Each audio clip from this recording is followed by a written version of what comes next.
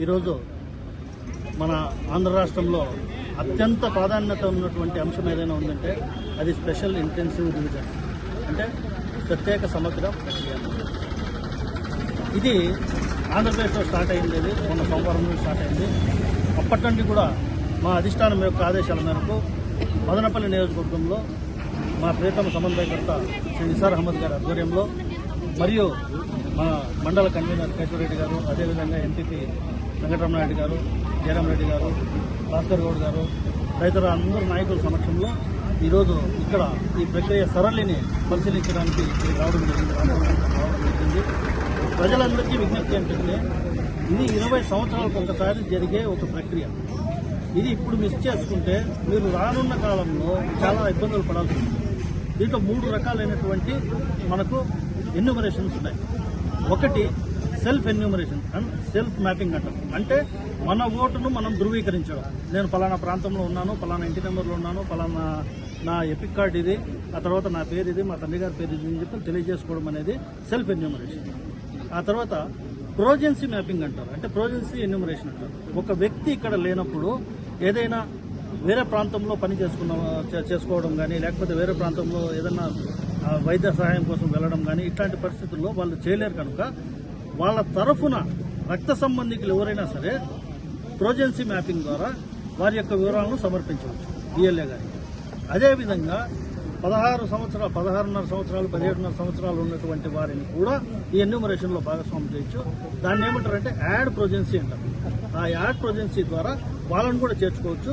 ఎప్పుడైతే వాళ్ళకి 18 సంవత్సరాలు నిండుతాయో అప్పుడు ఆటోమేటిక్గా వాళ్ళ ఓటు ఇంట్లో వచ్చేస్తుంది. అప్పుడు పెద్దగా కష్టపడిన అవసరం లేదు. ఇవంతా ఎందుకు జరుగుతున్నారంటే ఈఆర్ఎంఎస్ అంటారు, ఎలక్టోరల్ రోల్ మేనేజ్మెంట్ సిస్టమ్ అని చెప్పి ఒక పెద్ద సాఫ్ట్వేర్. అది ఎలక్షన్ కమిషన్ ఆఫ్ ఇండియా ద్వారా ఏర్పాటు చేయబడింది. ప్రతి ఒక్క ఓటు మీది అందులో నమోదవుతుంది. ఇదంతా జరుగుతున్నది దేనికంటే ఆ ఈఆర్ఎంఎస్లో ఒక తప్పులు లేని నికార్స్ అయినటువంటి శుద్ధమైనటువంటి ఓటర్ లిస్టును తయారు చేయడము దీని యొక్క లక్ష్యం. కానీ ఇందులో ఇప్పుడు అధికారంలో ఉన్నటువంటి పార్టీలు కానీ, లేకపోతే ప్రభుత్వం వారితో వాళ్ళు కలిసిపోవడం కానీ, ఇట్లాంటి పరిస్థితుల్లో కొన్ని తప్పులు జరిగే అవకాశం ఉంది. దాన్ని అడ్డుకోవడం కోసమే ఎలక్షన్ కమిషన్ వారు కూడా ప్రతి పార్టీ నుండి కూడా బిఎల్ఏ మనకు అపాయింట్ చేయడం జరిగింది. మా పార్టీ తరఫున కూడా మదనపల్లి నియోజకవర్గంలో ఉన్నటువంటి 260 పోలింగ్ స్టేషన్లో కూడా బిఎల్ఏలను మేము నియమించుకోవడం జరిగింది. ఎవరికైనా ఏదైనా సహాయం కావాల్సి వస్తే ఈ బిఎల్ఏఓలను బిఎల్ఓ అంటే గవర్నమెంట్ బిఎల్ఓను సంప్రదించవచ్చు. ఒకవేళ పార్టీ తరఫున ఏమైనా అసిస్టెన్స్ కావాలంటే బిఎల్ఏని సంప్రదించవచ్చు.